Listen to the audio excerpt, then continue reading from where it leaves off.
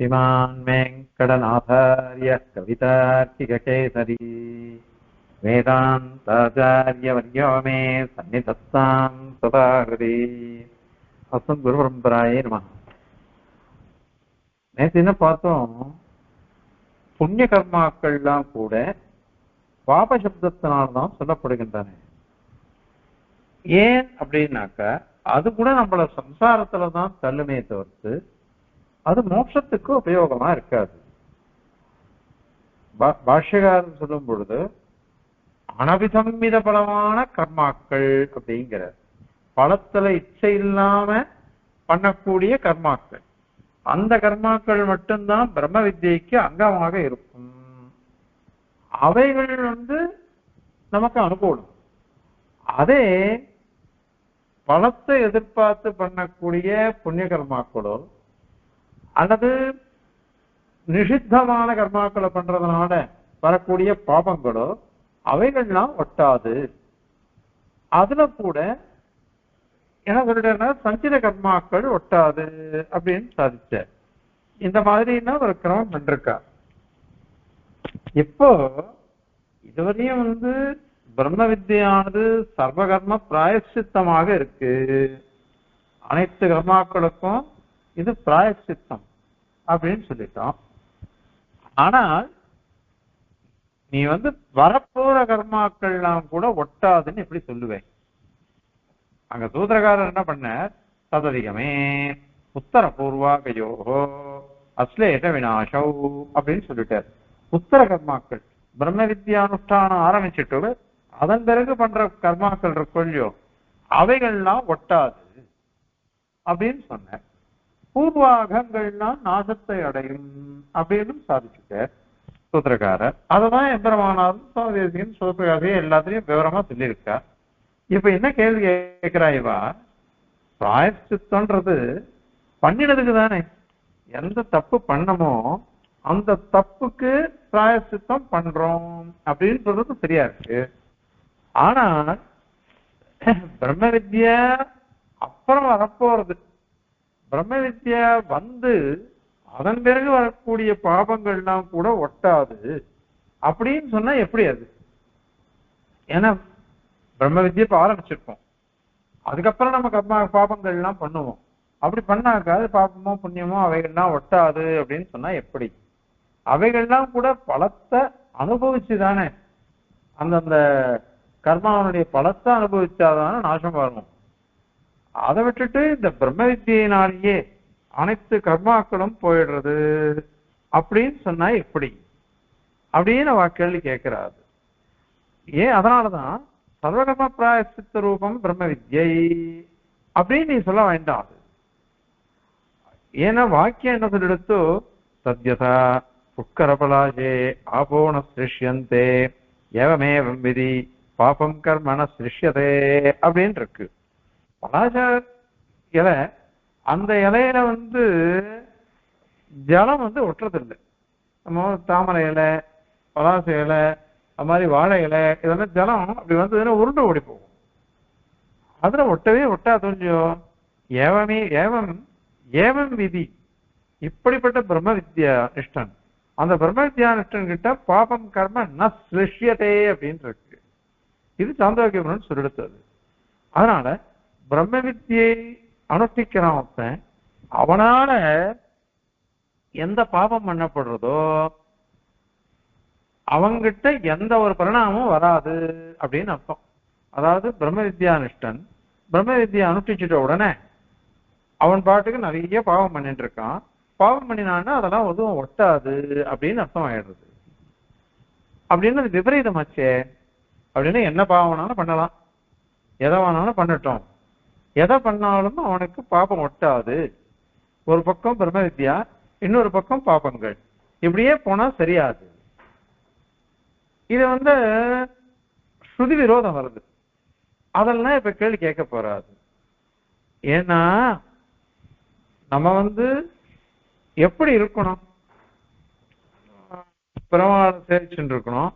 பெருமாளை சேவிச்சுட்டு இருக்கச்சே அங்க ஒரு வாக்கியம் கடவுள் சொல்றது, பிரம்ம வித்யானிஷ்டன் எப்படி இருக்கும்னா நாவிரதா துஷ்சரிதாது நாசாந்தः ந அசமாஹிதः ந அசாந்தமானசோ வாபி பிராஜ்ஞேனேன ஏனமாப்னுயாத் அப்படின்னு இருக்காது. ந அவிரதः விடுபட்டவன், ஆசையற்றவன், பாப செயல்களில் ஆசையற்றவனாக இருக்கணும். ஆனா அவன் ஆசையோடு இருந்தான்னு வச்சுக்கோங்க, அப்போ துஷ்சரிதங்கள் இருக்குதே, கெட்ட நடத்தைகள், அதிலிருந்து அவன் விடுபட்டவனாக இருக்கணும். விடுபடாதவனா இருந்தான்னாக்கா அவனால அடைய முடியாது. ஞானம் இருக்கலாம், அவனுக்கு மகா ஞானியா இருக்கலாம், ஆனால் பாபம் பண்ணினான்னாக்கா அவனால அதை அடைய முடியாது. ந அசாந்தஹ ந அசாந்தஹ சாந்தியே இல்லை, அவனுக்கு சாந்தியே இல்லை, அவன் சாந்தியை அடையாதவன், அவன் அமைதியே இல்லை மனசுல. அப்போ என்ன படிச்சிருந்தாலும் சரி, மனசுல ஒரே குழப்பங்கள், சங்குலமான மனசு இருக்கு அவனுக்கு.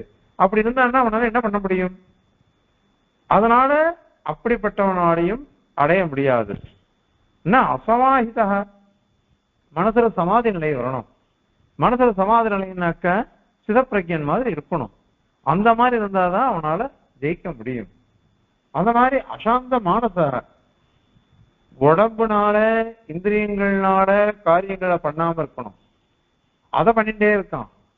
அந்த மாதிரி மனசனால பண்ணாம இருக்கணும், எதையும் சிந்தனை பண்ணக்கூடாது. எம்பிரமாணத்திலையுமே நினைக்கணும். ஆத்மானம் ஆத்மனாவேசி, ஆத்மா மனதினால ஆத்மானம் பரமாத்மாவை வேசி அடைகிறான், தெரிந்து கொண்டு அடைகிறான் சொல்லணும். இவன் அந்த மாதிரி இருக்கிறவனுக்கு மனதுல எந்த ஒரு விகல்பமும் வராம இருக்கணும் அவனுக்கு. அந்த மாதிரி இருந்தாதான் அவனால ஜெயிக்க முடியும். அப்படி எதுவுமே இல்லை. கெட்ட நடத்தைகளிலிருந்து அவிரதன், அத மாதிரி அசாந்தன், அத மாதிரி அசமாஹிதன், அத மாதிரி அசாந்த மானசன், இவ பிராஜ்ஞனா இருந்தா கூட சரி, அவனால பகவான அடைய முடியாது. ஏனம் ந ஆப்னியாத், ந அசாந்த மானசோ ஆப்னியாத், ந அசமாஹிதா ஆப்னியாத், ந அசாந்தா ஆப்னியாது, ந அவிரதா ஆப்னியாத். இவன் பண்டிதனாக பிராஜ்யனா இருக்கலாம், மகா பிராஜ்யனா இருந்தா கூட அவனால அடைய முடியாது அப்படின்னு சொல்லிருக்கு இல்லையா? அப்போ அதனால துராச்சாரம் இருக்கு. துராச்சாரத்திலிருந்து நிவர்த்தியே இல்லைன்னாக்கா வெறும் புத்தி கௌசலம் மாத்திரம் இருக்கு, மகா புத்திசாலியா இருக்கான் அவன். அப்படி இருந்தான்னாக்கா அவனால எப்படி அடைய முடியும்? அவனுக்கு பிரம்ம பிராப்தியே வராதே. இது ஸ்பஷ்டமா கடவுள் சொல்றது. சாந்தோக்கிய தான் அத மாதிரி சில வாக்கியங்கள்லாம் சொல்றது.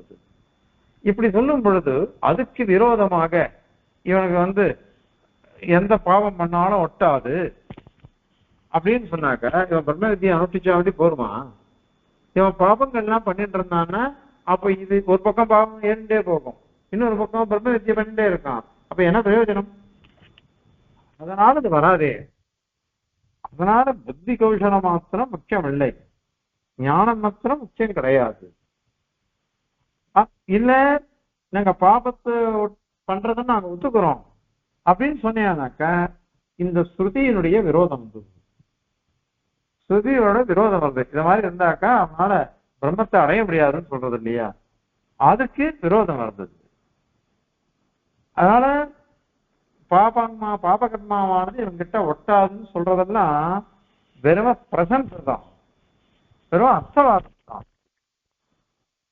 அர்த்தம் முன்னாடி சொல்ல பிரம்ம வித்தியினால எல்லா கர்மாக்களும் போயிடும் அப்படின்னு சொன்னாக்க அதெல்லாம் பிராயசித்தமே கிடையாது.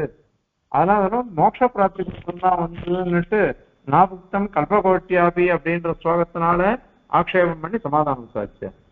இப்ப என்ன பண்றாருனாக்கா சரி, பூர்வ அகங்கள் பிரம்ம வித்யா உற்பத்தி ஆகிறதுக்கு முன்னாடி பண்ண பாபங்கள்லாம் போகட்டும், அதுவும் சஞ்சித கர்மா நீ சொல்றக்க அது போகட்டும், ஆனால் உத்தர அகங்கள்லாம் போகும் அப்படின்னு சொல்றதை எப்படி அங்கீகரிக்க முடியும்? அது கூடாது. அதனால இது விரோதம் வந்துருமே. இது அதனால வெறும் பிரசம்சதான், வெறும் பிரசம்சதான். அதனால அர்த்தவாதம் மாத்திரம் வெறும் ஸ்தோத்திரம் பண்றதுன்னு வச்சுக்கோங்க அப்படின்னு சொல்லிட்டு ஆக்ஷேபிக்கிறாவா. அதுக்கு நாம என்ன பத்தி சொல்றோம்? அவாந்தர ஆக்ஷேபம் நாம கேட்கறது இதுவே தவறு நீங்க பேசுறது. ஏன் அப்படின்னாக்கா ஸ்ருதி ஸ்ருதியா வந்து ரெண்டு விதமாவும் சொல்லிட்டு போயிடுச்சு. இப்போ துஷ்சரித்திரத்திலிருந்து விடுபடாதவன், துஷ்சரித்திரத்திலிருந்து விடுபடாதவன் இத மாதிரி இருக்கிறவாளான பிரம்மத்தை அடைய முடியாது அப்படின்னு சொல்லிருக்கு. அதை வச்சிருந்து நீ கேட்கிற, நாங்க வந்து என்ன சொன்னோம், பாபம் கர்ம ந சிருஷ்யதே அப்படின்னு ஒரு வாக்கியம் இருக்கு, பாபகர்மா இவங்கிட்ட ஒட்டாது அப்படின்னு ஒரு வாக்கியம் இருக்கு. அந்த வாக்கியத்தை கொண்டுதான் நாங்க சொல்றோம். இப்ப ரெண்டு வாக்கியங்கள் பரஸ்பர விரோதமா வருதே, அதனால நாளிரத்தோ துஷ்சரிதாதுன்ற வாக்கியத்துக்கு பூர்வபக்ஷிகள் அதுதான் பிரமாணம்னு சொன்னீங்கன்னாக்கா பாபம் கர்மன சிருஷ்யதேன்ற வாக்கியம் வியர்த்தமா போயிடும். இதை எடுத்துட்டாக்கா அந்த வாக்கியம் வியர்த்தமா போயிடும். நமக்கு சர்வஸ்ருதி ஐகரஸ்யவாதிகள், எல்லா ஸ்ருதிகளும் ஐகரஸ்யமா ஒரே ரசத்துல போறது, சமன்வயப்படுத்தி நாம சொல்லிட்டு இருக்கோம். அப்படி இருக்குச்ச ஸ்ருதிகளுக்கு அப்புறம் சொல்லவே கூடாது இல்லையோ. அதனால என்ன பண்ணலாம் அப்படின்னாக்க, ஏதோ வியர்த்தமா அர்த்தம் பண்றதை காட்டிலும் வியர்த்தமா சொல்றதை காட்டிலும் ஏதோ ஒரு விதமா அதுக்கு சாட்சக்கியம் இருக்கு அப்படின்னு கல்பிக்கலாமே. அதனால இந்த பாபம் கர்மன சிருஷ்யதேன்ற வாக்கியத்துக்கு அபுத்தி பூர்வகம், புத்தி பூர்வகமான பாபாச்சரணம் இல்லை, அபுத்தி பூர்வக பாபாச்சரணம். அபுத்தி பூர்வகமாக ஏதாவது பாபங்கள் பண்ணினாக்கா அது ஒட்டாது அப்படின்னு நாங்க சொல்றோம். அதே அபிரம வித்துக்கள் இருக்கா பாருங்க, அவ அபுத்தி பூர்வக கர்மா அதுக்கெல்லாம் ஏதோ அப்பப்போ பிராயசித்தம் அவனுக்கு இருக்கு. அபுத்தி பூர்வகமா பண்ணினான்னாக்கா அது அபிரம வித்துக்கள், பிரம்ம வித்துக்கள் இல்லை. பிரம்ம வித்யா நிஷ்டை இல்லாதவர்களுக்கெல்லாம் புத்தி பூர்வகமா பண்ணலைன்னாக்கா ஏதோ பிராயசித்தம் இருக்கு. அதே பிரம்ம வித்துக்களுக்கு புத்தி பூர்வகமாக பண்ணலைன்னாக்க, ஆனா அவன் பிரம்ம வித்தியை அனுசரிச்சுட்டு இருக்கான், அதனால அந்த பிரம்ம வித்துக்கு ஒட்டவே ஒட்டாது, அபுத்தி பூர்வக கர்மா ஒட்டாது அப்படின்னு விசேஷம். அது சொல்லலாமே அப்படின்னு ஒரு கேள்வி வருது, நாம கேட்கிறோம். அதற்கு அவ என்ன பண்ணி சொல்ற, இதுவும் தவறான வாதம். ஒரு குழந்தை இருக்குது, அந்த குழந்தைக்கு ஜுரம் வருது, ஜுரம் வந்ததுன்னாக்கா குழந்தை தோண்டு போறது அழுது, அந்த சமயத்துல அந்த குழந்தைக்கு கோரோச்சனா மாத்திரை போடுற. இப்ப அந்த கோரோச்சனா மாத்திரைய குழந்தை சாப்பிட்டது, அதுக்கு தெரியுமா எங்க அம்மா எனக்கு கோரோச்சனா மாத்திரை போட்டா அப்படின்னு தெரியறது இல்லையே. கோரோச்சனா மாத்திரை போட்டினான்னு குழந்தைக்கு தெரியறது இல்லை. ஆனால் அந்த மாத்திரையை சாப்பிட்டுடவே, அது மருந்து பால் கொடுத்துடுற சாப்பிட்டு குழந்தை, ஜுரம் போயிடுறது. இப்போ தெரியாம பண்ணிடுது, அதுக்கு தெரியல, தான் மாத்திரை சாப்பிட்டாலும் அந்த குழந்தைக்கு தெரியல. ஆனால் அந்த குழந்தைக்கு ஜுரத்திலிருந்து சுவாஸ்தியம் வந்துடுறது, ஆரோக்கியம் வந்துடுறது, ஜுரம் போயிடுறது. இப்போ தெரியாம பண்ணினதுனால அது ஒட்டாதுன்னு நீ சொல்றியே, அது எப்படி? அது அதுக்கு சுவாமி ஒரு பதில் உதாரணம் காமிக்கிறார். ஏன்னா ஒருத்தன் என்ன பண்றான், வயல்ல விவசாயம் பண்றான். விவசாயம் பண்ணும் பொழுது கிரமமாக விதைகள்லாம் நடுறான். விதைகள்லாம் நட்டானாக்கா அது தானா முளையிடுறது, அழகா பயிர் வளர்றது எல்லாம் இருக்கு. இது அவன் புத்தி பூர்வகமா பண்ணினான். இன்னொரு என்ன பண்றான், அவன் கையில தான் விதை இருந்தது, அந்த விதை தவறி போய் பூமியில விழுந்துடுச்சு, அவனுக்கே தெரியாம விழுந்துடுச்சு. தெரியாம விழுந்துடுச்சுன்றதுனால அந்த இடத்துல சாமகிரி இருந்ததுன்னு வச்சுக்கோங்க, ஜலம் எல்லாம் இருந்ததுன்னாக்கா தானா வளர்றதா இல்லையா? நம்ம கோயில் கோபுரம்லாம் பாருங்க, மரம்லாம் வளர்ந்துட்டு இருக்குது. அங்க எப்படி மரம் வளர்ந்தது? அதுவும் சிமெண்ட் போட்டு அத்தை போட்டு இத்தை போட்டு எப்படியோ கட்டிருக்கா, ஆனா வளர்ந்தது. ஏதோ ஒரு சாமகிரி கிடைச்சது, அந்த இடத்துல ஏதோ விதை விழுந்தது, தானா மலையிடுறதா இல்லையா? அந்த மாதிரி தெரியாமலோ தெரிஞ்சோ எப்படி பண்ணினாலும் இது அங்குரோத்பத்தின்றது, முளையிடுறதுன்றது சகஜம் தானே. அந்த மாதிரி பாபகர்மாக்கள்லாம் தெரிஞ்சு பண்ணா என்ன, தெரியாம பண்ணா என்ன, எல்லாம் ஒண்ணுதானே, அதோட பலன் தானே அது. அதனால புத்தி பூர்வகமா பண்ணினாலும் சரி, அபுத்தி பூர்வகமா பண்ணினாலும் சரி, இவனுக்கு என்ன வருது அப்படின்னாக்கா அதோட பலன்றது அனிவாரியம் தானே, அதை விட முடியுமா? அன்னைக்கு சொன்ன பாருங்கோ, அனிச்சயாதி சம்ஸ்பிருஷ்டா தகத்தியவகை தகத்தியவகி பாவகா அப்படின்னு. தெரியாம கையை நெருப்புல வச்சிடுறோம், அல்லது தெரிஞ்சு நெருப்புல வச்சிடுறோம். தெரிஞ்சு வச்சானா தெரியாம வச்சானா கை சுடதானே சுடும். அந்த மாதிரி பாபகர்மான்றது எப்படி பண்ணினா என்ன, தெரிஞ்சு பண்ணாலும் தெரியாத பண்ணாலும் அந்த அனுபவிச்சுதானே ஆகணும் அது. அதனால இது வெறும் பிரசம்சை அப்படின்னே வச்சுக்கலாமே, வெறும் அர்த்தவாதம். அந்த அர்த்தவாத பரமாத்தான் இது இருக்கு அப்படின்னு சொல்லிடலாம். அப்படி சொன்னாக்க, ஏன்னா நீங்க தான் ஒத்துருக்கீங்க புண்ணிய பாபங்கள்லாம் எல்லாமே கர்மாதான், அது இருக்கிற பர்யந்தம் இதுவே வராது, மோட்சமே வராது. அங்க நகவை சசரீரஸ்ய சுதா பிரியா பிரியோ அபஹதிரஸ்தி அசரீரம் வா வசந்தம் ந பிரியா பிரியே ஸ்பிருஷதா அப்படிங்கிறது சந்தோஷப்படுறது. அதாவது எவனுக்கு சரீரம் இருக்கு, சரீரம் இருந்ததுன்னு வச்சுக்கோங்க, அவனுக்கு பிரியா பிரியங்கள், பிரியம்ன்றது புண்ணியத்தினுடைய பலன், அப்பிரியம்ங்கிறது பாபத்தினுடைய பலன். இது அவனை விட்டு போகவே போகாது. யாருக்கு சரீரமும் இல்லையோ அவனுக்கு பிரியா பிரியங்கள் இருக்கே, புண்ணிய பலனோ பாப பலனோ, அவைகள்லாம் தொடவே தொடாது அப்படின்னு இருக்கு. அத பிரமாணமா நீங்க சொல்ல போறீங்க, பின்னாடி வரப்போகுது. அதனால எல்லாமே அப்படித்தானே இருக்கு. அப்படி இருக்கிற சமயத்துல இத வெறும் பிரசம்சையா தான் ஒத்துக்கணும். கர்மா இருந்தா கூட அபுத்தி பூர்வமா பண்றோம் அதெல்லாம் ஒட்டாது, புத்தி பூர்வமா பண்ணாதான் ஒட்டும் அப்படின்னு சொல்றதெல்லாம் தோஷமானது. அது மாதிரி கூடாது அப்படின்னு ஆக்ஷேபிக்கிறார். அதற்கு சமாதானம் சாதிக்கணும். சுவாமி என்ன சொல்றதுக்கு ஒரு விஷயம், புண்ணியம்னா என்ன சொல்லு, பாபம்னா என்ன அப்படின்னு சொல்லு. புண்ணியம்னா என்ன, பாபம்னா என்ன, அதை எப்படி நீ தெரிஞ்சுக்கிற? நம்ம லோகத்துல நினைச்சுட்டு இருக்கோம், யாரோ ஒருத்தன் வந்தா அவனுக்கு ஒரு சின்ன உபகாரம் பண்ணா அது புண்ணியம் அப்படின்னு நினைச்சுட்டு இருக்கான். அதே அந்த உபகாரத்தை அபகாரமா பண்ணிட்டா அது பாபம் அப்படின்னு நினைச்சுட்டு இருக்கோம். இதெல்லாம் கூட உனக்கு எப்படி தெரியறது? ஒரு புண்ணியம் அப்படின்றது சாஸ்திரத்தினாலதான் அறிந்து கொள்ள முடியும், பாபம் அப்படிங்கிறது சாஸ்திரத்தினாலதான் அறிய முடியும். அது மாதிரி அந்த புண்ணியத்தினுடைய பலன் என்ன, அதுவும் சாஸ்திரத்தினாலதான் அறிய முடியும். நம்ம ஆச்சாரியால சேவிக்கிறோம், ஸ்ரீவைஷ்ணவாலா இருக்கும், இத்தனை ஸ்ரீசூக்திகளை நாம சேவிக்கிறோம், கஷ்டங்களை வாசிக்கிறோம், தத்துவ புத்தி போறது, யாரை பார்த்தாலும் கை கூட்டுறோம். இத மாதிரி ஒரு நல்ல புத்தி எல்லாம் வந்ததுன்னாக்கா காரியத்தை கொண்டு காரணத்தை நாம ஊகிச்சுக்கிறோம். காரியத்தை கொண்டு ஊகிச்சுக்கிறோம். எப்படி ஊகிச்சுக்கிறோம்? நிறைய நாம புண்ணியம் பண்ணிருக்கோம், நிறைய புண்ணியம் பண்ணிருக்கவே தான் இந்த மாதிரி நமக்கு பாக்கியம் கிடைச்சிருக்கு. அதோட பலன் தான் அது. எவ்வளவோ பாபம் பண்ணி இருக்கவே ஜென்மா கிடைச்சது, ஆனால் நிறைய புண்ணியம் பண்ணிருக்கவே இந்த பிராமண ஜென்மா கிடைச்சது, அதுலயும் ஸ்ரீவைஷ்ணவ ஜென்மா கிடைச்சது, அதுலயும் தேசிகன் ஸ்ரீசூக்திகளெல்லாம் சேவிக்கிற பாக்கியம் கிடைச்சது, நான் ஸ்ரீவைஷ்ணவால சேவிக்கிற பாக்கியம் கிடைச்சது.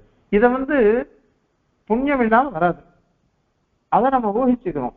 ஏன்னா நமக்கு அதனுடைய சுரூபம் தெரியாது இல்லையோ, அது எப்படி அதனுடைய பலன் என்ன, எதுக்கு எது பலன் தெரியாது. ஆனால் நாம் அனுபவிக்கிறது ஆனந்தம். இந்த நிச்சயமான ஆனந்தத்தை அனுபவிக்கிறதுக்கு நிறைய புண்ணியம் பண்ணிருக்கோம். இதெல்லாம் தெரிஞ்சுக்கிறதுங்கிறது எதனால முடியும் அப்படின்னாக்கா சாஸ்திரைக்க வேத்தியம். அது சாஸ்திரைக்க வேத்திய விஷயத்துல யுக்திகள்லாம் வேலை செய்யாது, யுக்திகள்லாம் வேலையே செய்யாது. வெறும் யுக்திகளை கொண்டு வாதம் பண்ணக்கூடாது. ஏன் அப்படின்னாக்கா நீங்க லோகதிருஷ்டவாதங்கள் வேற, சாஸ்திர திருஷ்டவாதங்கள் வேற. லோகதிருஷ்டவாதங்கள் பார்த்தோம்னாக்கா அது நமக்கு லௌகிகமா சில உதாரணங்கள் வச்சு தெரிஞ்சுக்க முடியும், அவ்வளவுதான். ஆனால் சாஸ்திர திருஷ்டவாதங்கள்லாம் நமக்கு திருடமான புத்தியை கொடுக்கும். ஒரு 15-20 வருஷம் முன்னாடி பவுண்டரிகர் ஆசிரமத்துல வித்வத் அடையன் போயிருக்கேன். அடையன் சததூஷணியில ஒரு விஷயம் சொல்லிட்டு இருக்கேன். அதுக்கு முன்னாடி வாசுதேவாச்சார் என்ன பண்ணார், நான் பார்க்காம அவர் தர்க்க சாஸ்திரத்தை வச்சுட்டு வேதாந்தத்துல ஏதோ பரிஷ்காரம் பண்ணி அவர் சொல்லிட்டு இருந்தார். அடையன்னு சொன்ன பொழுது மீமாம்சா நியாயத்தை கொண்டு விஜயாபிச்சேன். அப்போ இது முடிஞ்சவொன்னா வரதாச்சார சுவாமி பேச ஆரம்பிச்சார்.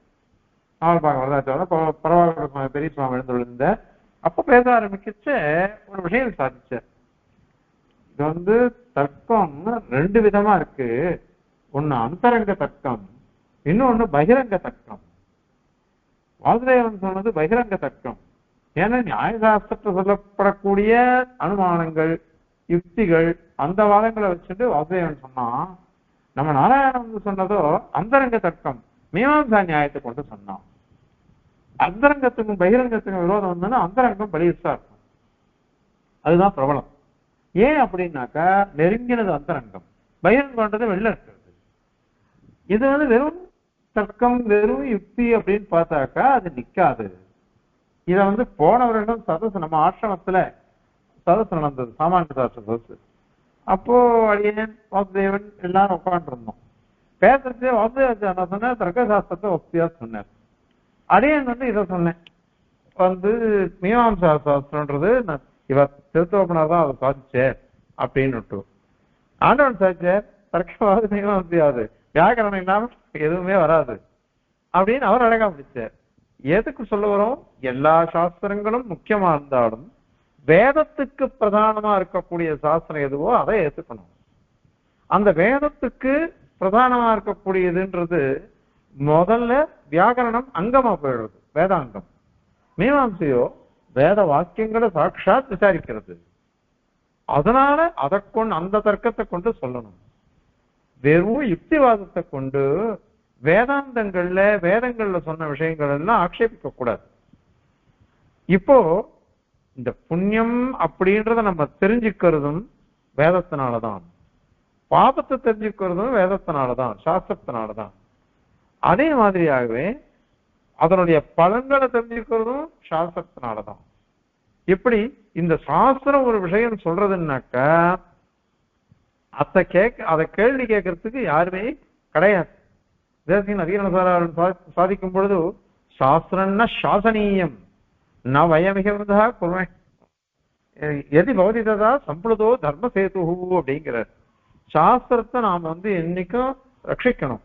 அது என்ன சொல்றதோ அதை நாம் நடந்துக்கணும் அதன்படியாகவே. எதி பௌதி அது விரோதமா தெரிஞ்சுங்கோ, சாஸ்திரத்துக்கு விரோதமா நாம நடந்துட்டோம்னாக்க தர்ம சேது, தர்ம அணையானது சம்பளத அது உடைஞ்சு போயிடும். அதனால சாஸ்திரங்கள் என்ன சொல்றதோ அது அப்படியே கேட்டு நடக்கணும். இல்லாத போனாக்க தர்ம சேதுவானது போயிடும். தர்ம சேது உடைஞ்சு போயிடுதுன்னு வச்சுக்கோங்க, அப்புறம் என்ன நடக்கும்? அதனால அந்த விபரீதம் வந்துடக்கூடாது. அதனால சாஸ்திரம் என்ன சொல்றதோ அதை கேட்டே ஆகணும். அது எல்லாரும் உச்சம் இருக்காது. அதனால நாங்க தர்க்கத்தை விரோதமா சொல்லவே இல்லை, தர்க்கத்தை நாங்க விரோதமா சொல்லலை. தர்க்கம்ன்றது ஒரு யுக்தி. அந்த யுக்தியானது சுதந்திரம் கிடையாது, அது பிரமாணத்துக்கு உபகாரம் பண்றது, அவ்வளவுதான். தர்க்கம்ன்றது பிரமாணத்துக்கு உபகாரம் பண்றது. அதாவது மனு சொல்ற ஏற்கனவே சொல்றோம், ஆர்ஷம் தர்மோபதேசம் வேதசாஸ்திர அவிரோதினா எஸ் தர்க்கேன அனுசந்தத்தே ச தர்மம் வேத நேதரஹ அப்படின்னுட்டு மனு சொல்றத எம்பெருமானார் இருக்கிற விலட்சணத்துவாதிகரணத்தை 2ஆம் அத்தியாயம் முதல் பாதம் 3வது அதிகரணத்துல அதுல சாதிக்கிறார். அதனால இந்த சாஸ்திரமானது சாஸ்திரத்துக்கு விருத்தம் இல்லாத தர்க்கத்தை கொண்டு சொன்னா அந்த தர்க்கத்துக்கு ஏற்றம் அதிகம். சாஸ்திரத்தை தள்ளிட்டு வெறும் தர்க்கத்தை வச்சு நான் சொல்றேன் அப்படின்னு சொன்னாக்க அது தோஷமானதுதான், அதை சேர்த்துக்க கூடாது. அதுக்கு ஒரு உதாரணம் சொல்றேன். மொத்தம் சொன்னா, ஒரு மனுஷன் இருக்கானே, மனுஷனுடைய தலை அது கபாலம் இருக்கு, அது ரொம்ப சுத்தமானது. அது சுத்தமானது ஏன்னாக்கா அது ஒரு பிராணிக்கு அங்கமா இருக்கும் இல்லையோ. பிராணிக்கு அங்கமா இருக்கும் இல்லையோ? எப்படின்னா சங்கவது, சங்கம் கூட ஒரு பிராணிக்கு அங்கம் தானே. அது எப்படி சுத்தமானதோ அந்த மாதிரி நரசிர கபாலம் சுச்சி பிராணியங்கத்வா மண்டவோடு, மண்டவோடானது சுத்தமா இருக்குது. ஏன்னா ஒரு பிராணிக்கு அங்கமா இருக்குது. எப்படின்னா சங்கவத்து அப்படின்னு ஒருத்தன் அனுமான பிரயோகம் பண்றான், யுக்திவாதம். அப்படி பண்ணாக்க ஸ்பிருஷ்டுவா நராஸ்தி பிரபதி தவாச ஜலமாவிஷே அப்படின்னு தர்மசாஸ்திரம் பிராயசித்து கொடுத்து. அதாவது ஒரு மனுஷனுடைய அஸ்தி, எலும்பு அல்லது பிரேதமோ இத மாதிரி ஏதாவது ஒண்ணு தொட்டுட்டோம்னு வச்சுக்கோங்க, அந்த வஸ்திரத்தோட ஜலத்துல பிரவேசிச்சுடணுமா. நதியோ குளமோ கிணறோ அப்படியே வஸ்திரத்தோட பிரவேசிச்சு அப்படியே திருத்தாமான். ஏன் அப்படின்னா அவ்வளவு அசுத்தம் அது. இது தர்மசாஸ்திரம் நமக்கு சொல்றது. அது அப்ப அந்த தர்மசாஸ்திரம் சொல்லக்கூடிய வாக்கியத்துக்கு என்ன பதில்? இது ஏன்னா நீ வெறும் யுக்திவாதம்.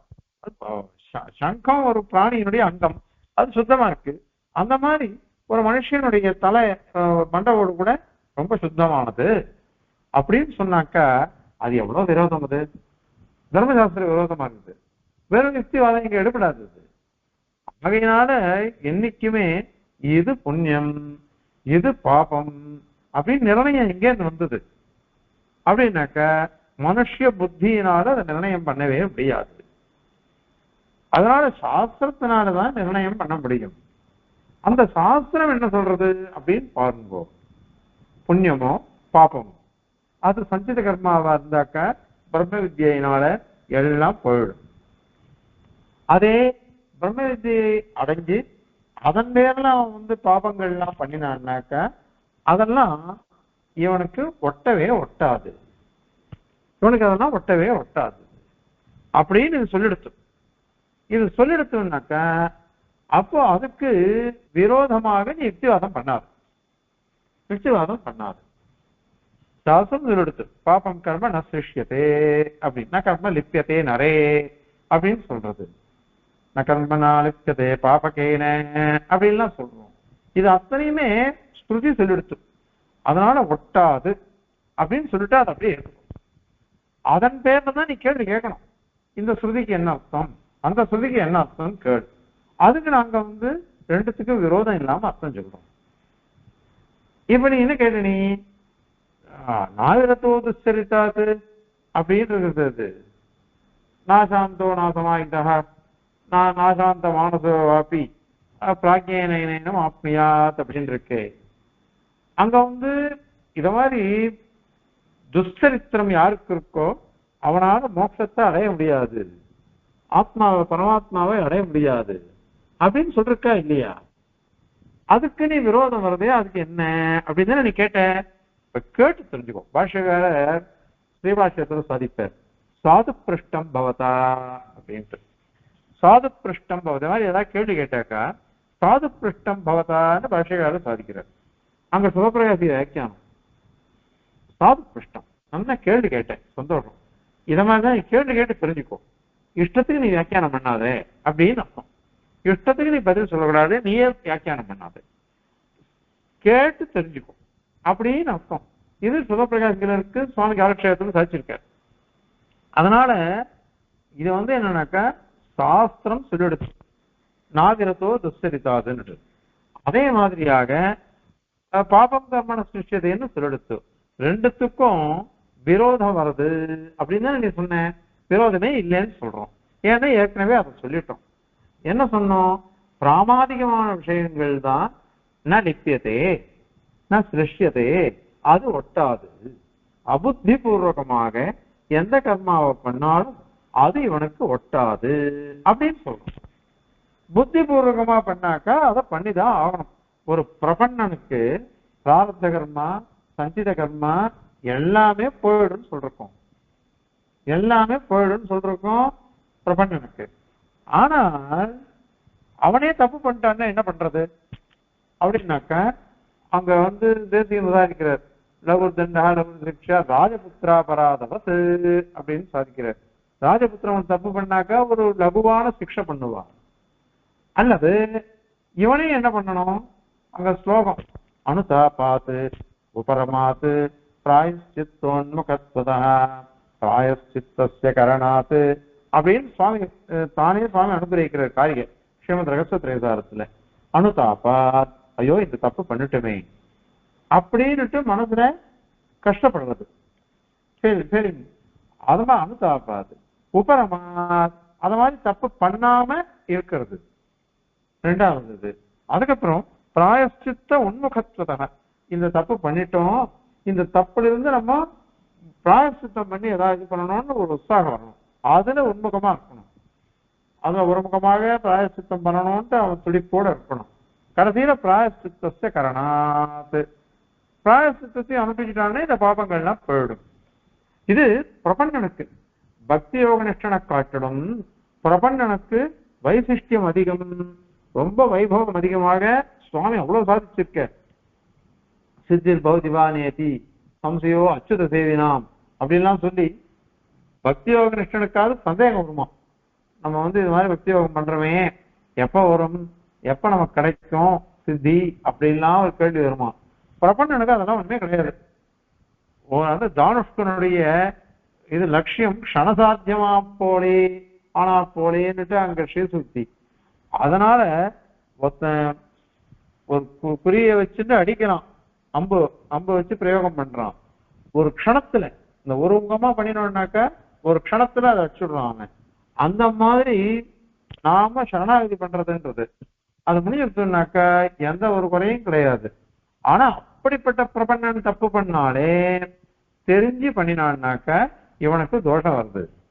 அதனால இதுக்கு 4 விதமான நிலைகள் சொல்லிட்டாரு. அனுதாபாத்து உபரமாத்து அப்படின்லாம் சாதிச்சுட்டாரு. அப்படி இருக்குச்சு ஒரு பக்தி யோக நிஷ்டன், அவனுக்கு இவ்வளவு தோஷம் இருக்கு. அதனால அவனுக்கு கூட அபுத்தி பூர்வகமாக ஏதாவது பாபம் பண்ணினாக்கா அது ஒட்டாது, அது சொல்றது. அதனால ஏன்னா அங்க அந்த சப்தங்களை வச்சுன்னு பாருங்க, சிஷ்யதேன்னு இருக்குது. அதெல்லாம் பார்த்தோம்னாக்கா இது எதிர்காலத்துல, அதான் என்ன சொல்லுவாது பவிஷ்யத் காலம், பவிஷ்யத் காலத்துல ஃபியூச்சர்ல அது வரது சொல்றது. இப்ப நான் உபாசனத்தை ஆரம்பிச்சுட்டேன்னா அதுக்கப்புறம் தப்பு பண்ணினாக்கா எனக்கு ஒட்டாதுன்னு ஸ்ருதியே சொல்றது. அது ஸ்ருதியே சொல்றதுனால அதுக்கு அந்த நாகரத்தோதுஸ்திரிதாது ஸ்ருதிக்கு விரோதம் வரக்கூடாது, இந்த ஸ்ருதிக்கு வையத்தியம் வந்துடக்கூடாது. அதனால ரெண்டுத்துக்கும் இதை சமன்வயப்படுத்தணும். அதனால நாகரதோதுஸ்திரிதாத் அப்படிங்கிறது புத்தி பூர்வக பாப நிவர்த்தி, பாபத்திலிருந்து நிவர்த்திய சொல்றது. ஞானபூர்வகமா தெரிஞ்சுட்டே தப்பு பண்றது, தெரிஞ்சுட்டே தப்பு பண்றதெல்லாம் அது கூடாதுன்னுட்டு நாகரதோதுஸ்திரிதாத்ன்ற வாக்கியம் சொல்லிடுது. ஏவம் விதி பாபம் கர்மண சிருஷ்யதே, ஏவம் விதி இப்படிப்பட்ட பிரம்மவித்திரத்தில் பாப கர்மா ஒட்டாது அப்படின்னு சொன்னாக்கா பிரம்ம வித்யா அனுஷ்டான அனந்தரம் அப்படின்னு அர்த்தம். பிரம்ம வித்யா அனுஷ்டானம் ஆரம்பிச்ச உடனே இது மாதிரி ஒட்டாதுன்னு சொல்றதுனால இது அபுத்தி பூர்வகமான பாபாஸ்லேஷ விஷயம் அப்படின்னு அதுக்கு அர்த்தம் பண்ணிட்டோம்னாக்கா ரெண்டுத்துக்கும் விரோதமே இல்லையே, பரஸ்பர விரோதமே இல்லை. நீ தான் விரோதம் சொன்ன, நாங்க என்ன சொல்லிட்டோம், விஷய பேதாத்து விரோதம் இல்லை. பூர்வீமாம்சக்கால் ஒரு விஷயம் சொல்லிட்டு இருக்கா, நஹிம்சையா சர்வா பூதானி அப்படின்னுட்டு ஹிம்சையே பண்ணக்கூடாது யாரையும். ஆனா அக்னி சோமியம் பசுமால பேத அப்படின்னு வந்துருச்சு. அக்னி சோமியம் பசுமால பேதன்னாக்கா அக்னியும் சோமனும் ஒரே 2 பேரும் சேர்ந்து தேவதை. அந்த தேவதைக்கு பசு வெள்ளாடு, அதை வெட்டி யாகம் பண்ணு அப்படின்னு சொல்லிடுச்சு. இப்போ நஹிம்சா சர்வா பூதானி ஹிம்சையே பண்ணக்கூடாதுன்னு சொல்லிடுச்சு. இங்கேயோ அக்னி சோமியம் பசுமால பேதன்னு சொல்லிடுச்சு. அப்போ அதுவும் ஹிம்சை பண்ணக்கூடாதுன்னு சொல்லிட்டு இது ஹிம்சை பண்ணுன்னு சொன்னா என்ன அர்த்தம் அப்படின்னாக்கா மீமாம்சகாரர் என்ன பண்ணா உற்சர்காபவாத நியாயம்னு போயிட்டார். அது உற்சர்க்கம், இது அப்பவாதம், அது சாமானிய சாஸ்திரம். ஹிம்சையே பண்ணக்கூடாது அப்படிங்கிறது சாமானிய சாஸ்திரம். விசேஷ சாஸ்திரம் என்ன அப்படின்னாக்கா இது யாகத்துல விதிக்கப்பட்டது. யாகத்துல விதிக்கப்பட்டதா இருக்கிறதுனால அது தப்பு இல்லை, அது தப்பு கிடையாது. அதனால அதை பண்ணிட்டு போகலாம்.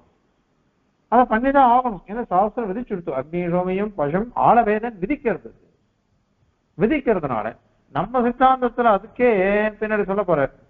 இது ஹிம்சையே கிடையாது, இது ஹிம்சையே கிடையாது. ஏன்னா ஒரு வைத்தியம் சஸ்திர சிகிச்சை பண்றான், அறுவை சிகிச்சை ஆபரேஷன் பண்றான். ஆபரேஷன் பண்ணாக்கா அது இதுவா தான் சொல்றோம், அபியுதயமா தான் சொல்றோம், தோஷமா சொல்றது இல்லை. நம்மளை படுத்துறான்னு சொல்றது இல்லையா, நமக்கு நல்லது தானே பண்றான் அவன் அப்படின்னு சொல்றோம். அப்ப கொஞ்ச நாள் வலிக்கும் தான் வலிக்கும், கொஞ்ச நாள் வலிக்கும், 2 வருஷம் வலிக்கலாம், எப்படி வேணா வலிக்கும். ஆனால் அந்த வலின்றது துக்கம், அது தாத்காலிக துக்கம். ஆனால் நமக்கு சிகிச்சை கிடைச்சி ஸ்வஸ்தமாகிறதுங்கிறது நிரந்தரமானது. அதனால அதுதான் விசேஷம் அப்படின்னு அங்க உதாரணத்திற்கே பாஷ்யக்காரருக்கு அசுத்தம் இது சேத் ந சப்தாத் அப்படின்னு சூத்திரம் 3ஆம் அத்தியாயம் 1 பாதம் கடைசி அதிகரணத்துல அதுல சொல்லப்படுது. இந்த இதை சொல்றேன், அசுத்தம் இது சேத். சாங்கியன் கேட்கிறான், இந்த கர்மாலாம் பாபமாச்சே, ஏன்னா பசுவதை பண்றதுனால இது பாபமாச்சே, அசுத்தமா இருக்கு அப்படின்னு அவன் சொல்றான். அது கிடையாது. சப்தாத்னா ஹிம்ச அபாவ போதக சப்தாத்னு அங்க பாஷ்யம். ஹிம்சையே இல்லை அப்படின்னு அங்க இருக்குதே நம்ம சித்தாந்தம் சொல்றோம்.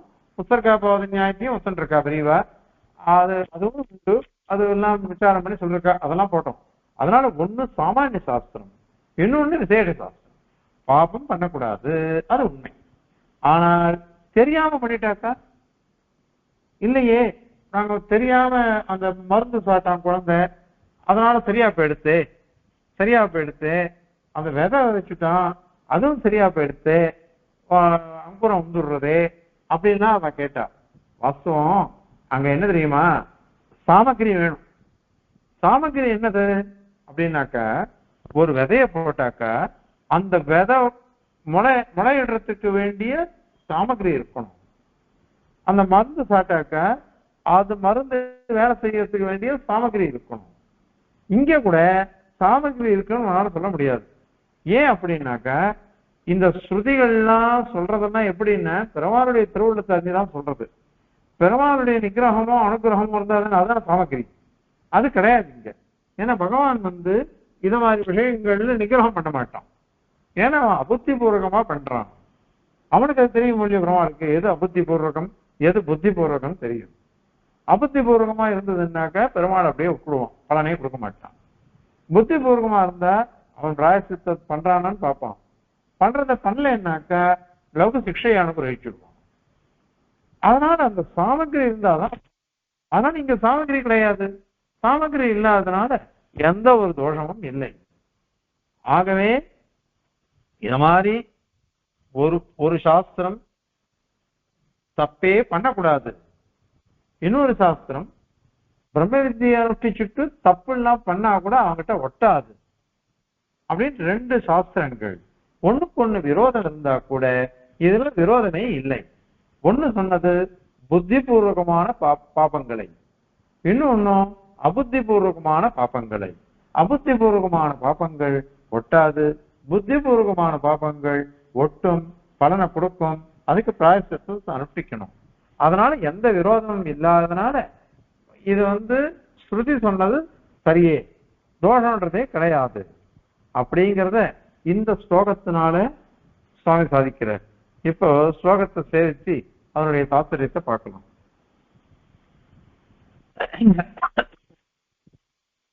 அஸ்லேஷः பாப்மபிஸ்தே பிரசஜதி விததா துஷ்சரித்ரான்னிவృత్తిः தேஷு பிராமாதிகேஷ்வபி அமதிக நிபதத் பீஜவஸ்யாத் பிரரோஹः மைவம் சாஸ்திரைகவேத்யே ஃபலபலி விஷயே யுக்தயோ ஹி அஸ்வதந்திராः சாஸ்த்ராத் பாதஸ்து திஷ்டேத் மதிகிருத விஷயே சப்தசக்தியாதிபிர்னா அப்படின்னு சாதிக்கிறார். அஸ்லேஷா, அதாவது இந்த பாபங்களிலிருந்து ஒட்டாமை, பாபங்களினால் ஒட்டாமை, பாப்மபிகி பாபங்களினால் அஸ்லேஷேத் சத்யதா புஷ்கரபலாசே ஆபோன சிஷ்யந்தே ஏவம் விதி பாபம் ந கர்ம லிப்பியதே சிஷ்யதே அப்படின்லாம் இருக்கு. இவைகள்லாம் பாப சம்சேதமே கிடையாது அப்படின்னு தானே நீ சொல்ற. அப்படி நீ சொன்னையானாக்க துஷ்சரித்ராத், சரித்திரம் ஆச்சரணம் அர்த்தம், அனுஷ்டிக்கிறது, கெட்ட விஷயங்களை பண்றது, பாபங்களை பண்றது, அந்த துஷ்ட ஆச்சரணம் பாபத்தை பண்றதுல இருந்து நிவர்த்தி, நிவர்த்தி விரத்தி, அது விடுபடுதல், அது விதசா, அது வியர்த்தமா போயிடுமே, அவனை பண்ணவே வேண்டாமே. நாகரதோ துஷ்சரிதாதெல்லாம் இருக்கும் இல்லையோ, அது வியர்த்தமா போயிடுமே. அது வியர்த்தமா போயிடும்ன்றதுனால அப்ப பாபங்கள்லாம் பண்ணிட்டே இருந்தாலும் தோஷம் இல்லைன்னு ஆயிடும். பாபங்கள்லாம் பண்ணிட்டு இருந்தா கூட ஒரு தோஷமும் இல்லை அப்படின்னு ஆயிடும். அத ஒத்துண்டோம்னாக்கா இந்த நாகரதோதுசரிதான்ற ஸ்ருதிக்கு விரோதமா போயிடுறது. இல்ல இல்ல, நாங்க இத அபுத்தி பூர்வகமா சொல்றோம். பாபம் கர்மன்னா ஸ்லிஷ்யதே அப்படின்றது அசேஷ வச்சனமும் பிராமாதிக விஷயம். துஷ்சரிதான் நாகரிக துஷ்சரிதான்னு சொல்றதுன்னா புத்திபூர்வக விஷயம், அப்பிராமாதிக விஷயம். அப்படி நாங்க வியவஸ்தை பண்றோம் அப்படின்னு சொன்னா அது தவறு. என்ன பிராமாதிகேஷ்வபி தேஷு, நீங்க பிரமாதம் தோஷத்தினால அஜானத்தினால பண்றான், கவனக்குறைவினால பண்றான், அபுத்தி பூர்வகம் அப்படின்னு தானே நீ சொன்ன. அப்படி சொன்னா கூட அபுத்தி பூர்வகத்துல கூட பிரம்ம வித்கிருத பாபங்கள்லாம் இருக்கு பாருங்க. அதுல அமதிக்க நிபத்தத்து பீஜவத்து, மதி புத்தி, அமதி புத்தி பூர்வகம் இல்லாதது, அபுத்தி பூர்வகம். அபுத்தி பூர்வகமாக நிபத்தத்து கீழே விழுந்தது. என்னது? பீஜவத்து, விதை. ஒரு விதை இருக்கு, கையிலேருந்து விழுந்துச்சு, தெரியாம விழுந்துச்சு, பூமியில விழுந்ததுன்னாக்கா அது என்ன பண்றது? பிரரோக. பிரரோகம்னாக்க அங்குரோத்பாதனம் அர்த்தம். அங்குரமானது உற்பத்தி ஆறுது, அங்குரமானது உற்பத்தி ஆறுது அப்படின்னு அர்த்தம். முளையிடுறதோ இல்லையோ அது அது பிரரோக யார், அங்குரமானது உற்பத்தி ஆகிறது அப்படிங்கிறது வந்துடும். அது லோகத்துல பார்த்துன்னு தான் இருக்கும். அந்த மாதிரிதான் இது தெரியாம நான் பண்ணிட்டேன் அப்படின்னு சொன்னா கூட அந்த பாபங்கள்லாம் பலத்தை தான் கொடுக்கும். தெரியாம பண்ணிட்டேன்றதுனால பாபம் கொடுக்காம போயிடுமான்னா, அதனால அது பாபம் கொடுக்கும். அது பலன் அனிவாரியம், அதனுடைய பலனானது அனிவாரியம், அது தவிர்க்கவே முடியாது, அனுபவிச்சுதான் ஆகணும். அதனால இது வெறும் பிரசம்சார்த்தம், வெறும் அர்த்தவாதம் தான் இது அப்படின்னுட்டு ஆக்ஷேபம். அதை நிராகரிக்கிற மைவம் அப்படின்னுட்டு. ஏன்னா சாஸ்திரீக வேத்தியே, இது வர நாங்க சொல்றது இதுதான். சாஸ்திரிகமான வேத்திய விஷயத்துல வெறும் யுக்திவாதம் செல்லுபடியாகாது. அதுதான் இவ்வளவு நாளை பார்த்தோம். அது பல பலி விஷய காரியகாரண ரூபங்கள், காரியம் பலன்கள், காரணம் பாபங்கள், அது மாதிரி இதெல்லாம் எது காரணம்? பாபங்கள், அதனுடைய பலன்கள் காரியங்கள். இதெல்லாம் உனக்கு எப்படி தெரியும்? சாஸ்திரத்தினாலதானே தெரிஞ்சு கொள்ள வேண்டும். சாஸ்திரம் சொல்லிக் கொடுக்கிறது, இது புண்ணியம், இது பாபம், இதை பண்ணு, இதை பண்ணாத அப்படின்னு சொல்றது. அதனால சாஸ்திரீக வேத்திய சதி பல பலி விஷயங்கள்ல பலம் பலி, காரணம் பலி, காரியம் பலன், இது ரெண்டும் காரியகாரண விஷயங்கள்ல சாஸ்திரீக வேத்திய சதி சாஸ்திரத்தினாலேயே அறிந்து கொள்ள முடியும். அப்படின்ற விஷயத்துல யுக்தையா நீங்க பண்ற யுக்திவாதங்கள்லாம் அஸ்வதந்திரா, சுதந்திரமா எதுவும் பண்ண முடியாது. ஹி அப்படின்றதுனால எல்லாரும் ஒத்துண்டதுதான். வெறும் யுக்திகள் என்னைக்குமே ஜெயிக்காது. தர்க்கம் அப்பிரதிஷ்டிதம். சூத்திரக்காரர் சொல்ற தர்க்கா பிரதிஷ்டா நாதபி அப்படிங்கிறார் விலட்சணத்துவாதிகள். அதனால வெறும் தர்க்கமானது அப்பிரதிஷ்டிதம். ஆகவே இது எல்லாரும் ஒத்துண்டதுதான் இது. அதனால சுதந்திரமான பிரமாணம் கிடையாது தர்க்கம்ன்றது. லாஜிக்குங்கிறது சுதந்திர பிரமாணம் இல்லை. லாஜிக்கிறது நம்ம எதை சாதிக்க போறோமோ அதுக்கு அதை சாதிக்கிறதுக்கு ஏதோ பிரமாணம் காமிப்போம், அதுக்கு உபகாரகமா இருக்கும். அது அவ்வளவுதான். இல்லாத போனாக்க விரோதம்லாம் வந்துடும், விரோதம்லாம் வந்துடுது. ஆகவே இத நீங்க சாஸ்திரம் சொல்றது பாபம் கர்ம ந சிருஷ்யதே அப்படின்றது நீங்க ஒத்துண்டுதான் ஆகணும், சாஸ்திரம் சொல்லி எடுத்துன்றதுனால. சரி, இப்போ நாகரதோது சரிதாதுன்னு இருக்குதே, அதுக்கு என்ன கதி அப்படின்னு தானே கேள்வி கேட்டேன். அத சாஸ்திராத் நாவிரதோது சரிதாது முதலான சாஸ்திரங்கள்னால பாதஸ்து பாதம் இருக்கு. எங்களுக்கு சப்த சக்தியாதிபிகி, எந்த சப்தத்தை சொல்றோமோ அந்த சப்தத்துல இருக்கக்கூடிய போதக சக்தி. ஒரு கத்திரிக்கான்னு சொன்னா அந்த கத்திரிக்காயனுடைய அர்த்தம் என்னவோ அதை நமக்கு போதிக்கிறது அந்த சப்தம். அது அந்த காரணங்கள்னால மதிகிருத விஷயே திஷ்டேத். மதிகிருத விஷயே, மதிகிருதம்னாக்க ஞானம், புத்திகிருதம், புத்தி பூர்வகமாக பண்ணப்பட்ட விஷயத்துலதான் அந்த நீ சொன்ன விஷயம்.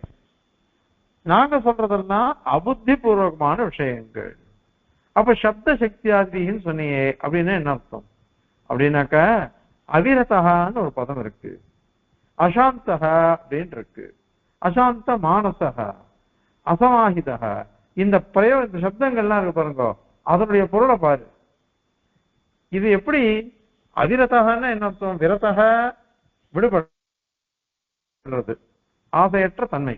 அவிரதக ஆசையோடு இருக்கிறதுன்னு அர்த்தம். என்ன அவிரதக ஆசையோடு இருக்கிற தன்மையை விட்டு விலகிறது அப்படின்னு அர்த்தம்.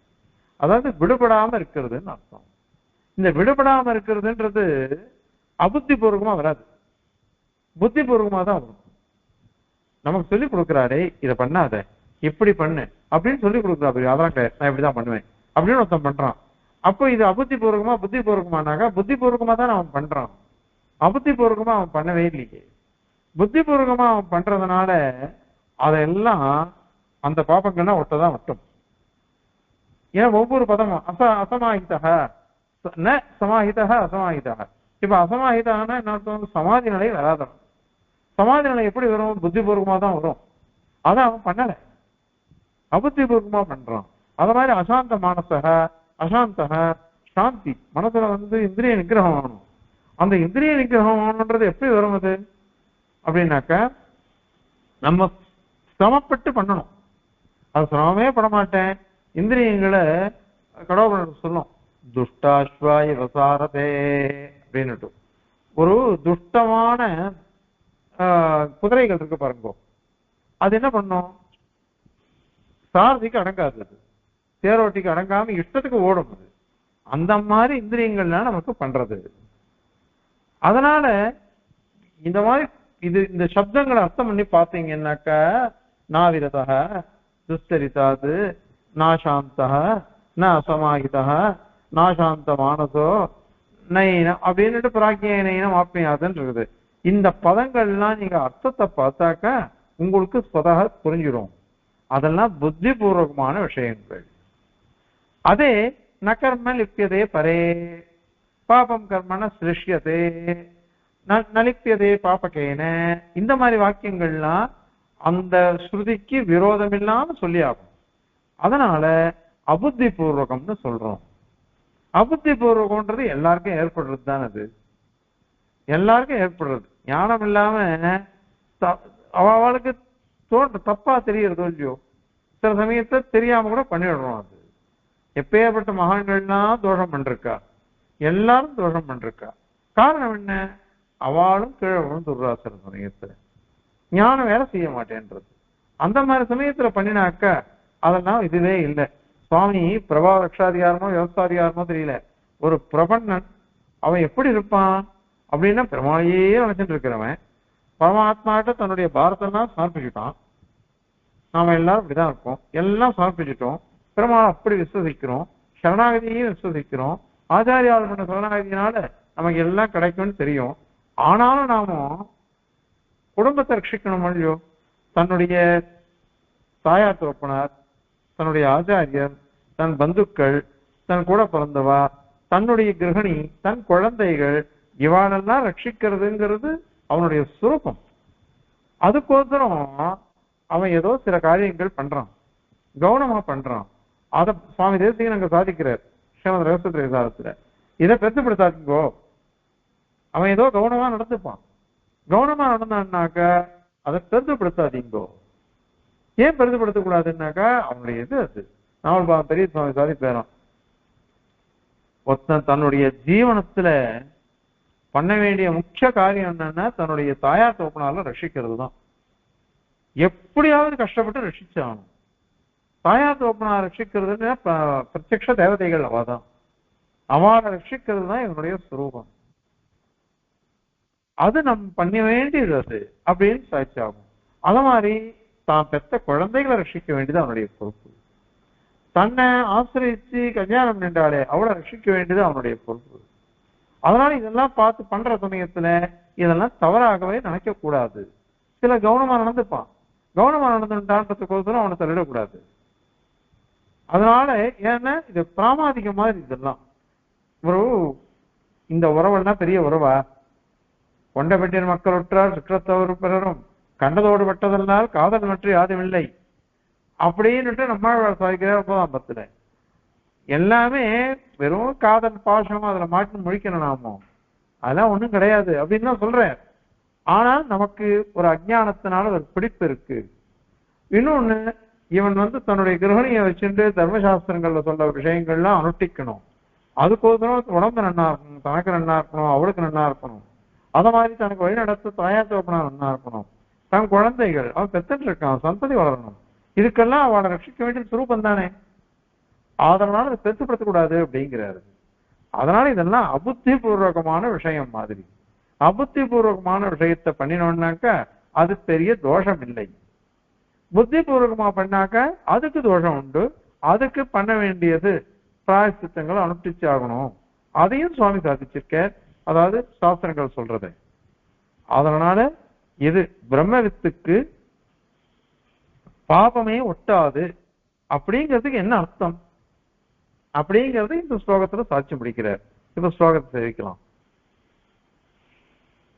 அஸ்லேஷஹ பாப்மபிச்சேத் பிரசஜதி விததா துஷ்சரித்ரான் நிவృத்திஹி தேஷு பிராமாதிகேஷ்வபி அமதிக நிபதத் பீஜவஸ்யாத்ரரோஹ மைவம் சாஸ்திரைக வேத்யே फलफलि विषये युक्तयो ह्यस्वतन्त्राः शास्त्रात् बाधस्तु तिष्ठेत् मतिकृत विषये शब्दशक्त्यादिभिर्नः कवितार्किकसिंहाय कल्याणगुणशालिने श्रीमते वेङ्कटेशाय वेदान्तगुरवे नमः.